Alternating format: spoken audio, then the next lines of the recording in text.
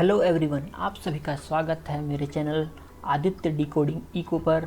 और आज हम एक नया कॉन्सेप्ट सीरीज़ लेकर आ रहे हैं। और सबसे पहला टॉपिक है इस कॉन्सेप्ट सीरीज़ का कि कैसे पेट्रोल और डीजल के प्राइसेस इंडिया में कैलकुलेट होते हैं। और इसमें हम समझेंगे कि हम कितना टैक्सेस देते हैं, कि जो प्राइसेस गवर्नमेंट हमारे ऊपर लेवी कर रही है, जो टैक्सेस लगा रही है वो कितने फिजिबल हैं या नहीं हैं। तो जैसे मैंने आपको वादा किया था कि मैं एक कंसेप्ट सीरीज़ लेकर आऊँगा जिसमें बहुत सारी कंसेप्ट को हम कवर करेंगे। इसके अलावा करंट अफेयर्स वाली सीरीज़ आती रहेगी। तो चलिए सबसे पहले समझते हैं कि फैक्टर्स क्या डिटरमाइन करते हैं। जो factors affecting fuel prices in India, तो बहुत सारे इंग्रेडिएंट्स हैं जो डिटरमाइन करते हैं इंडिया में फ्यूल प्राइसेस को। फ्यूल प्राइसेस जो पेट्रोल और डीजल की होती है वो actual cost incurred by PSU refiners such as oil, Indian oil और HPCL and BPCL on crude oil sourcing, उनके रिफाइनरिंग और मार्केटिंग पर डिपेंड करती है। और इसके अलावा एक और फार्मूला लगता है trade parity pricing, TPP is used to price these product. अब फार्मूला ये है क्या? ये फार्मूला एज्यूम करता है कि 80% जो पेट्रोल और diesel is imported into India and 20% is exported, कि जितना हम बाहर से मंगाते हैं उसका हम 20% बाहर एक्सपोर्ट भी करेंगे। आप सभी को जानकर ये हैरानी होगी कि इंडिया एक बहुत बड़ा एक्सपोर्टर भी है पेट्रोलियम प्रोडक्ट का, क्योंकि इंडिया में बहुत बड़ी बड़ी रिफाइनरीज़ हैं। जैसे कि एक जामनगर में है बहुत बड़ी रिफाइनरी, तो वहाँ पर बहुत सारे प्रोडक्ट बनते हैं और कई बार क्रूड ऑयल को रिफाइन करके पेट्रोल और डीजल में कन्वर्ट करके बाहर भी बेचा जाता है। तो गवर्नमेंट कहती है कि हम प्राइसेस डिसाइड करने से पहले अपने एक्सपोर्टर का भी ध्यान रखेंगे, क्योंकि वो बाहर बेच रहे हैं तो उनका हमें ध्यान रखना पड़ेगा।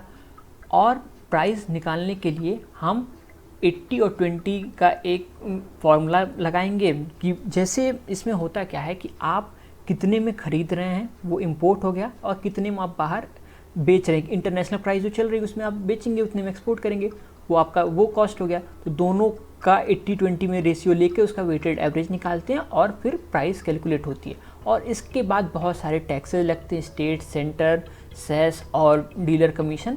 तो ये सब मिलाकर आपका फाइनल प्राइस बनता है। अभी हम उसको डिटेल में समझेंगे।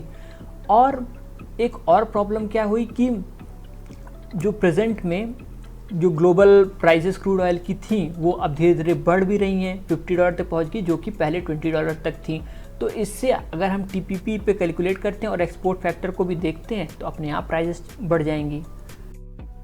एक बहुत अच्छा मैं चार्ट लेकर आया हूँ, इसमें मैंने इंपॉर्टेंट चीज़ों को सर्कल और अंडरलाइन भी कर दिया है।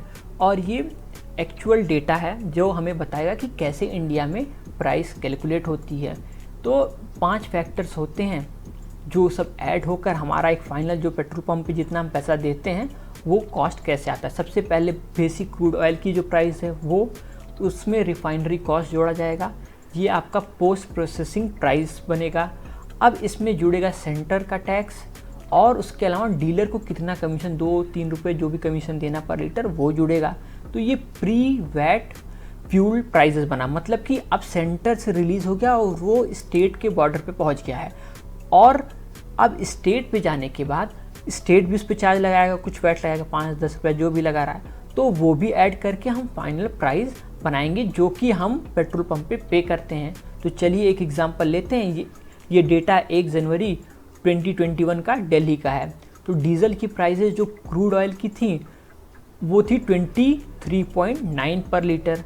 अब इसमें हम जोड़ेंगे रिफाइनरी प्रोसेस का चार्ज प्लस रिफाइनरी मार्जिन जोड़ेंगे, ओएमसी मार्जिन जोड़ेंगे, फ्राइट कॉस्ट, लॉजिस्टिक, जो इंश्योरेंस आप करा रहे हैं जो वहाँ से मंगाने के लिए बाहर, वो सब ऐड करके 4.76 पर लीटर पे ऐड कर देंगे। अब इन दोनों को ऐड जब हम करेंगे तो आफ्टर प्रोसेसिंग आपका दाम हो जाएगा 28.66 रुपीज़ पर लीटर। अब 28 रुपये पहुँच गया, 28.5 रुपये करीब तेल का दाम। अब इसमें सेंटर अपना टैक्स लगाएगा, excise duty plus road cess जो सेंटर लगाएगा वो करीब 31 रुपये, भी जितना कॉस्ट नहीं था उससे ज़्यादा का टैक्स सेंटर ने लगा दिया 31 रुपये का। तो 31.83 प्लस 28.66 दोनों को ऐड करके 63.02 पर लीटर पहुंच गया। अब ये पहुंच गया है धीरे धीरे, और इसमें जो 31 में 2.53 डीलर कमीशन ये भी हम जोड़ देंगे तो पहुंच गया आपका 63.02 पर लीटर। अब इतना दाम होने के बाद इसमें स्टेट के बॉर्डर वो पहुंचा और स्टेट लगाएगा वैट, ठीक है। 5th स्टेप पे हम पहुंच गए, तो वहाँ पे आपका 10.85 पर लीटर लग गया, तो बढ़ के आपका दाम हो गया 73.87 पर लीटर। तो आपने देखा करीब 28 रुपये से चला था जो ऑयल, 23 से बेसिकली 24 से चला था, लेकिन ठीक है चलिए रिफाइनरी क्रूड में था वो पेट्रोल जब तक बनता है तो 28 रुपीज़ तक पहुंच जाता है, और वहाँ से बढ़ के 73 पहुंच जाता है। तो इसमें मोर देन 60% का आप टैक्स दे रहे हैं, और जो जीएसटी का सबसे हाईएस्ट स्लैब है वो 28% है। तो क्या जीएसटी यहाँ पे लगना चाहिए कि नहीं, ये बहुत बड़ा क्वेश्चन है, क्योंकि more than double of the biggest slab of GST we are paying on petrol and diesel. अगर हम बात कर लें ट्रेड पैरिटी प्राइस का, टीपीपी का, तो उसमें वो कंसिस्ट करता है 80% इंपोर्ट पैरिटी प्राइस आईपीपी और 20% एक्सपोर्ट पैरिटी प्राइस ईपीपी। और जो इंपोर्ट पैरिटी प्राइस होता है वो क्या रिप्रेजेंट करता है कि एक इंपोर्टर कितना पे करेगा अगर वो एक्चुअल इंपोर्ट कर रहा प्रोडक्ट को एट रेस्पेक्टिव इंडियन पोर्ट, और उसमें बहुत सारे चार्जेस जुड़ते हैं, फ्री ऑन बोर्ड प्राइस जुड़ेगा, ओशन फ्राइड जुड़ेगा, इंश्योरेंस का पैसा जुड़ेगा, कस्टम ड्यूटी जुड़ेगी, पोर्ट के ड्यूज जुड़ेंगे, ये सब जुड़ के बनता है। उसका 80% हम लेंगे, और प्लस 20% हम किसका लेंगे, ईपीपी का, जो रिप्रेजेंट करता है कि प्राइजेस क्या होंगे ऑयल कंपनीज़ के अगर वो एक्सपोर्ट करते हैं पेट्रोलियम प्रोडक्ट, जिसमें इंक्लूड होगा एफओबी प्राइस और एएलबी होगा, advance licence benefit for duty free import of crude oil, और बहुत सारे ऐसे फैक्टर्स हम ऐड करेंगे। अब इन दोनों को ऐड करके इनका एवरेज निकालते हैं, और जिससे प्राइजेस डिटरमाइन होती हैं, जो बेसिकली ज़्यादा होती है क्योंकि हम ईपीपी को भी ले रहे हैं इसलिए वो ज़्यादा हो जाती हैं। और ये क्लियर करता है कि सिर्फ क्रूड ऑयल के दाम पे नहीं बल्कि कुछ और लोकल फैक्टर्स भी होते हैं, जो कैलकुलेटिंग टेक्निक हमारी है वो भी कॉस्ट को बढ़ाती है। और पिछले कुछ समय पहले कस्टम ड्यूटी क्रूड ऑयल से हटा दी गई थी, जिससे एएलबी करेंटली 0 हो गया है। आगे बात करें कैलकुलेशन में, तो अगर हमने देखा कि टीपीपी जो डॉलर में आपका आ गया है उसको हम रुपीज़ में कन्वर्ट करेंगे, जैसा मैंने आपको बताया, उस पर मार्जिन दिया जाएगा, डीलर कमीशन दिया जाएगा, बहुत सारे टैक्सेस लगाए जाएंगे। और जैसा मैं आपको बता दूं कि पहले डेली प्राइसिंग मैकेनिज़्म पे मिड जून से शिफ्ट हो गया है, और जो बेस्ड होता है 15 दिन के रोलिंग एवरेज पीरियड पे, जो कि गवर्नमेंट डिसाइड करती है इंटरनेशनल रेट के हिसाब से। तो टाइम लैग का जो इफेक्ट है वो भी इफेक्ट करता है। अगर रुपया टूट रहा है तो उसकी मार और भी कस्टमर पड़ेगी, क्योंकि दाम और भी बढ़ेगा, क्योंकि आप डॉलर को कन्वर्ट कर रहे हैं रुपीज़ में, इसका इफेक्ट पड़ेगा। टैक्सेस की अगर हम बात करें तो जैसे आपने देखा कि जब बहुत कम दाम थे क्रूड ऑयल के, तो सेंटर ने करीब 13 से 16 रुपये पर लीटर चार्जेस एक्स्ट्रा बढ़ा दिए थे एक्साइज ड्यूटी पेट्रोल और डीजल पे, और बहुत सारे पैसे बनाए पिछले पैंडमिक में 2020 में, क्योंकि बहुत सस्ता हो गया था, अराउंड $20 पर बैरल हो गया था तेल का दाम, तो बहुत पैसे बनाए गवर्नमेंट ने। और इसके बाद जो स्टेट ने भी जहां मौका मिला उन्होंने अपना सेल्स टैक्स और वैट लगाया, जिससे प्राइसेस हमेशा ही ज़्यादा रहीं, वो कभी भी कस्टमर को कम दाम में नहीं मिली। और जब प्राइसेस अपने आप बढ़ने लगी तो फिर टैक्स वापस नहीं लिया गवर्नमेंट ने कुछ, जिससे और भी चली गई टच 90, कहीं कहीं तो प्रीमियम वर्जन अराउंड 100 भी टच कर रहा है। तो इस प्रेजेंट में हम अराउंड 65% टैक्सेस दे रहे हैं, जो कि बहुत सूटेबल नहीं है। सिचुएशन की बात करें तो सिचुएशन बहुत अच्छा नहीं है। और होता क्या है कि जो ट्रेड पैरिटी प्राइसिंग वाला मैकेनिज़्म है वो बहुत क्रिटिसाइज़ किया जा रहा है, क्योंकि पहले कंट्रोल किया जाता था फ्यूल की प्राइजेस सेंटर के द्वारा। 2010 में उसका कंट्रोल हटा लिया गया, डीकंट्रोल कर दिया गया, और 2014 में पेट्रोल के ऊपर से डीकंट्रोल कर दिया गया। और अब होता क्या है, ये जो कंपनीज़ होती है PSU, ये खुद प्राइस डिटरमाइन और डिटरमाइन कर सकती है कि कितना उनको दाम रखना। होता क्या है, जब 2-3 पेयर बचते हैं तो मोनोपोली का ऑप्शन हो जाता है और वो एक कार्टेल बनाकर, भले ही उनके अलग अलग कॉस्ट लगते हैं, उनकी एफिशिएंसी, उनका कॉस्ट स्ट्रक्चर अलग अलग हो, लेकिन वो एक कॉमन दाम पे पहुंच जाते हैं और जिससे वो अच्छा पैसा बनाते हैं और कस्टमर बहुत हेल्पलेस फील करता है। अगर हम बात करें तो गवर्नमेंट ने जो एक्स्ट्रा पैसा बनाएगी इस ईयर में वो 1.9 लाख करोड़, बहुत बड़ा नंबर है। इतना पैसा वो एक्स्ट्रा 2021 में कमाएगी इससे। ये सबसे इजी तरीका होता है कि आप लास्ट पर्सन से भी टैक्स बहुत इजीली ले लो, क्योंकि एक फार्मर भी है, वो भी यूज़ करता है डीजल, तो आप लास्ट आदमी से भी पैसा ले सकते हैं बहुत इजीली।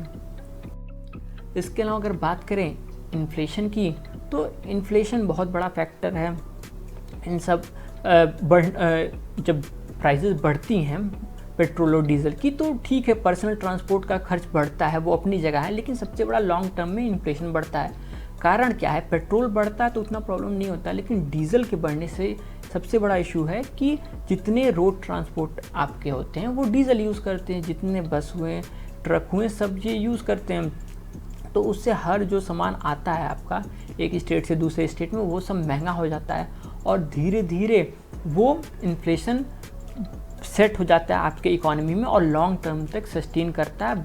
और ख़ासकर इस पेंडेमिक में जब लोगों के पास उतना पैसा नहीं है और सप्लाई भी उतनी अच्छी नहीं हो पा रही, क्योंकि हर कंपनी, हर सेक्टर उतना फुल फ्लेज में फंक्शन नहीं कर रहा है, तो उस कंडीशन में पहले से थोड़ा शॉर्टेज है और ये दाम बढ़ जा रहे हैं, तो प्राइसेस अपने आप और बढ़ जाएंगी।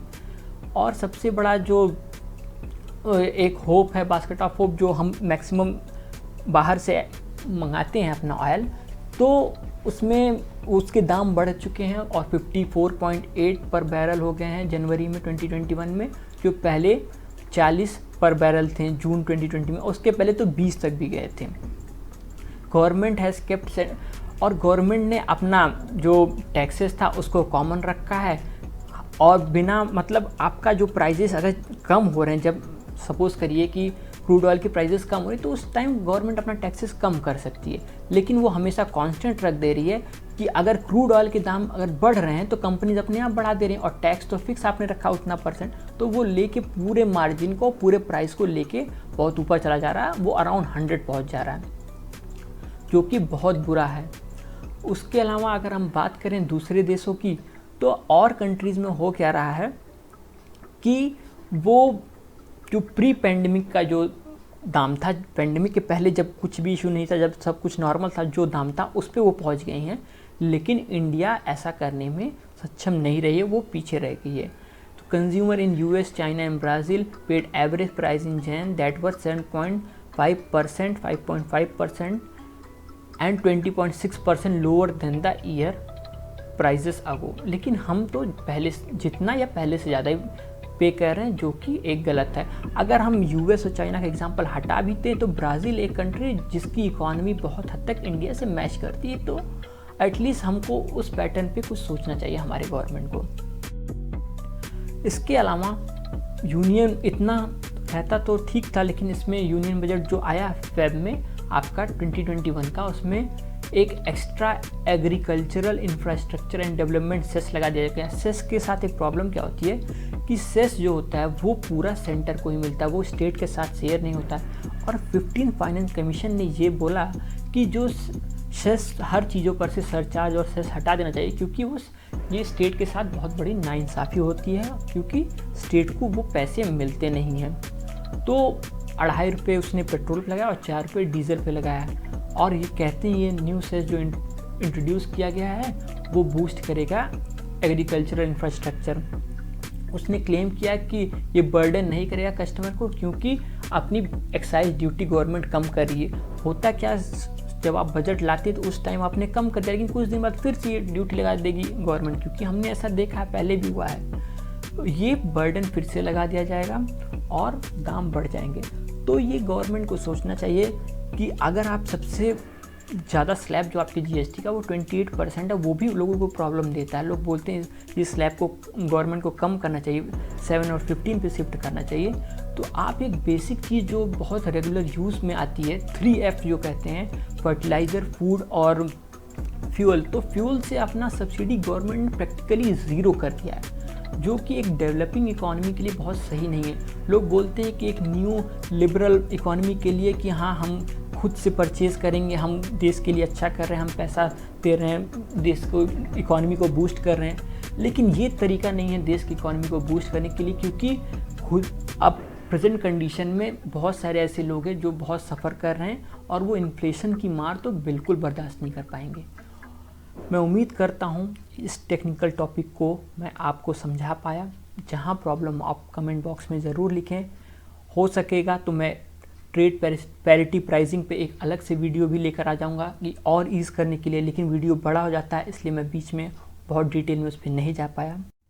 थैंक्स फॉर लिसनिंग मी, और नए करंट अफेयर्स टॉपिक्स को मैं लेकर आता रहूँगा, और कंसेप्ट सीरीज़ में भी अभी बहुत सारे अच्छे टॉपिक्स बचे हैं। Till that stay tuned.